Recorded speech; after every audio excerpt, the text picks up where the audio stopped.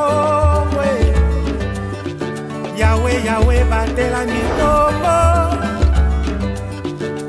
Yahweh, Yahweh, benisa mikombo. Yahweh, Yahweh, batela mikombo.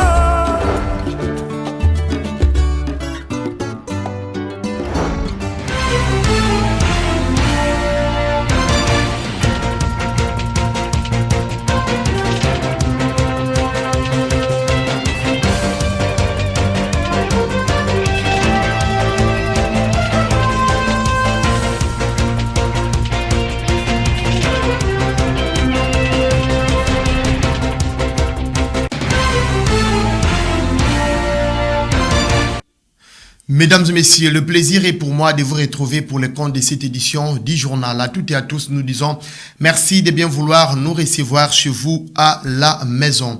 Ouvrons cette session d'information à Matadi, chef-lieu du Congo central, où le directeur des programmes de Mabanière Télévision et FM, Génie Chamboui Batoubenga, a poursuivi sa tournée dans les cabinets de membres du gouvernement provincial du Congo central en visitant ce mercredi 31 août 2022 le commissariat général à l'innovation et pétentique présent dans la délégation Rivanti à la Sine. Ces reportages, suivez. C'était au tour du commissariat général à l'innovation et poste télécommunications et nouvelles technologies de l'information et de la communication pétentique. Une façon de confirmer que la liste devient exhaustive par rapport au programme de la tournée initiée par les directeurs des programmes de Mabanière Télévision, Chamboui Batoubenga Génie. Le message et la motivation restent le même, solliciter la disponibilité et les services de Mabanière Télévision à tous les ministères et commissariats généraux de la province pour accompagner le programme du gouvernement provincial. Attentif au moment de l'exposé du directeur des programmes de Mabanière Télévision, le commissaire général de l'innovation et au poste télécommunications et nouvelles technologies de l'information et de la communication, Pierre Lonto Mwanda, a lui aussi été séduit par la proposition. Là, je suis très content de recevoir monsieur le directeur. L'offre qui nous a été proposée par Mabanière, je pense qu'il est assez raisonnable et qui peut susciter une attention particulière de notre part. Moi personnellement, ça ne me pose pas très de problème parce que ce n'est pas la première fois que je travaille avec Mabanière. On a déjà eu à travailler plusieurs fois, ils ont couvert beaucoup nos activités. Donc si ce qui est de la qualité, du professionnalisme de Mabanière, je ne peux pas le remettre en doute. Comme vous le savez, on fonctionne dans le cadre d'un contrat. Je ne suis pas appelé directement à me prononcer. Il y a tout un service qui doit être mis en place, qui devait se prononcer et je me plierai à leur décision. Tel que souhaité, l'entretien s'est bien passé. Chamboui Batoubenga l'a fait savoir dans ses propos. Nous avons bien échangé avec son Excellence le commissaire et nous sommes dans les bons parce que vous savez, ce n'est pas la première fois que nous nous rencontrons avec lui. Et c'est d'ailleurs le seul du gouvernement jusque-là qui s'était déplacé, qui était déjà venu nous voir chez nous à Mabanière Télévision. Et aujourd'hui, nous nous sommes retrouvés encore et nous avons parlé partenariat. Et il est très positif et je crois, comme nous sommes inscrits dans le chemin d'accompagner le gouvernement provincial, nous allons aller avec lui, c'est-à-dire régulièrement, toutes les activités que vont mener ce secteur de l'innovation et des pétentique, Mabanière Télévision va accompagner. Dans les viseurs de Mabanière Télévision se dresse encore une bonne quantité de ministères et commissariats généraux, les prochains à être visités. Autre chose dans ces journaux, mesdames et messieurs, bien qu'interdit en République démocratique du Congo, la divagation des bêtes continue à produire ses effets. Les habitants des avenirs Kodila, Walumona et Ngoma Blinken au quartier Ville Haute dans la commune de Matadi, précisément au terminus de la montagne d'Épinay-Mavouzi, en sont victimes. Plus de détails dans ces reportages signés Pacifique Mwanda. Un animal domestique est en état de divagation lorsqu'il se trouve hors surveillance de son maître. Cette problématique devient de plus en plus récurrente dans les milieux ruraux et urbains en République démocratique du Congo. Les cas des avenirs Kodila, Walumona et Ngoma Blinken au quartier Ville-Haute dans la commune de Matadi derrière les antennes au terminus de la route d'Épinay-Mavouzi. La population qui habite cette partie de la ville dénonce la fréquentation de plusieurs espèces d'animaux domestiques en divagation dont elle est victime. Ces petites plantations sont dévastées jours et nuits par de bêtes dont les propriétaires restent toujours inconnus, comme le confirment ces mamans habitantes du quartier.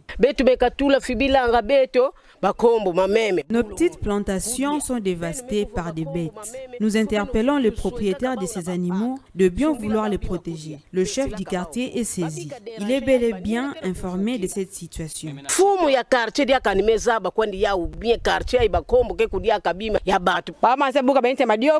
J'ai touché cette bouture de manioc pour vous faire part de ce qui se passe chez nous. Même si vous clôturez votre plantation, elles vont toujours y accéder. Nous sollicitons l'apport des autorités pour mettre fin à cette problématique. Cette situation perdure il y a de cela un temps, a confirmé une victime. Cette affaire ne date pas d'aujourd'hui. Nous sommes dans ces quartiers depuis 2017. Tous ces qu'on sème, nous ne les récoltons presque pas. Que les autorités nous viennent en aide. Malgré les démarches entreprises par votre rédaction sur l'implication de l'autorité de l'État établie dans ces coins municipaux de la ville, peine perdue. Quittons le Congo central, mesdames et messieurs, pour nous rendre à Kinshasa, la capitale, où les hauts magistrats de la Cour de cassation du Conseil d'État et les magistrats qui siégeront désormais ou sinon membres de la Cour des comptes récemment nommés par ordonnance présidentielle ont prêté serment ce mercredi 31 août 2022 devant le président de la République Félix Antoine Tshisekedi Tshilombo conformément à la Constitution. Cette cérémonie de prestation de serment s'est déroulée au Palais de la Nation dans la ville-province de Kinshasa. Le magistrat de l'ordre judiciaire et ceux de l'ordre administratif ont ouvert la piste, puis s'en est suivi le membre de la Cour des comptes. Plusieurs autorités de marque ont pris part à cette cérémonie solennelle de prestation des serments, notamment le chef du gouvernement Jean-Michel Samaloukoundé, le membre du gouvernement central et plusieurs Tassuko du pays. Autre chose dans ce journal, mesdames, mesdemoiselles et messieurs, page noire dans cette édition surnommée Caméléon de la scène, Kwedi Maimpitu, auteur, metteur en scène, dramaturge et directeur artistique du groupe Salongo de la RTNC est décédé ce mardi 30 août 2022 à l'hôpital HJ à Kinshasa, la capitale congolaise. Suivez ces commentaires de Pacifique Mwanda.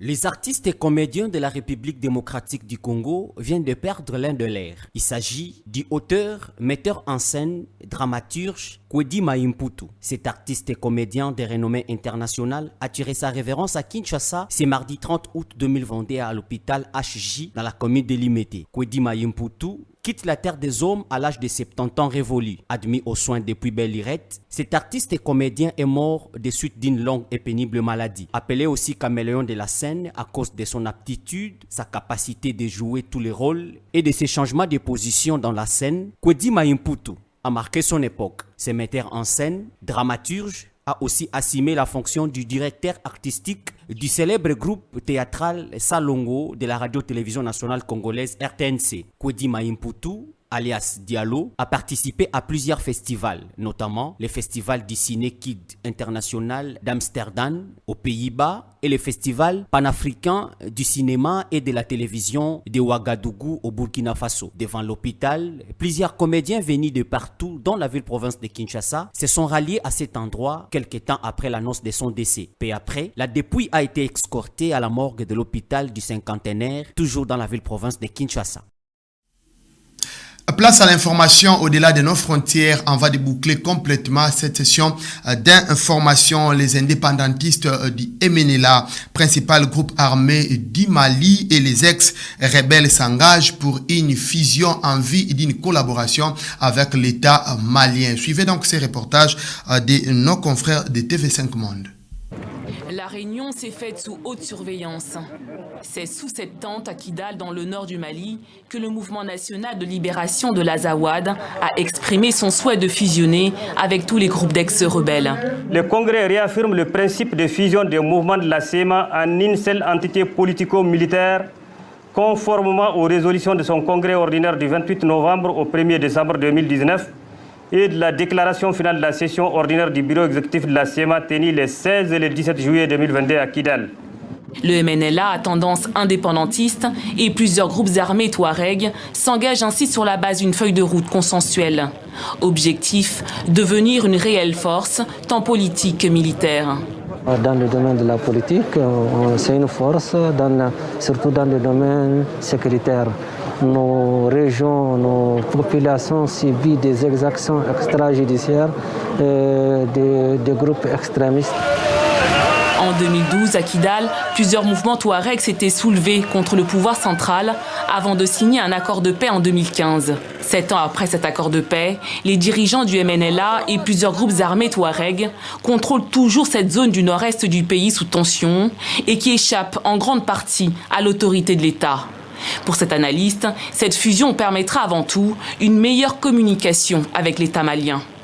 Aujourd'hui, on va comprendre que la revendication, elle va être centralisée et il serait une seule voix qui va être face à l'État du Mali pour éventuellement négocier l'intégration des combattants. Et je pense que déjà, il y a un acquis dans ce sens. On est en train d'évoluer effectivement vers la disparition progressive de ces mouvements armés au nord du Mali.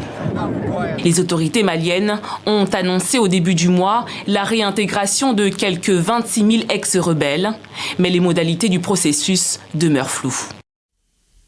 C'est sur cette note internationale que nous allons boucler complètement cette édition du journal. Mesdames et messieurs, merci de l'avoir suivi et bonne suite des programmes sur les antennes de Ma Bannière Télévision. D'ici là, portez-vous bien et au revoir.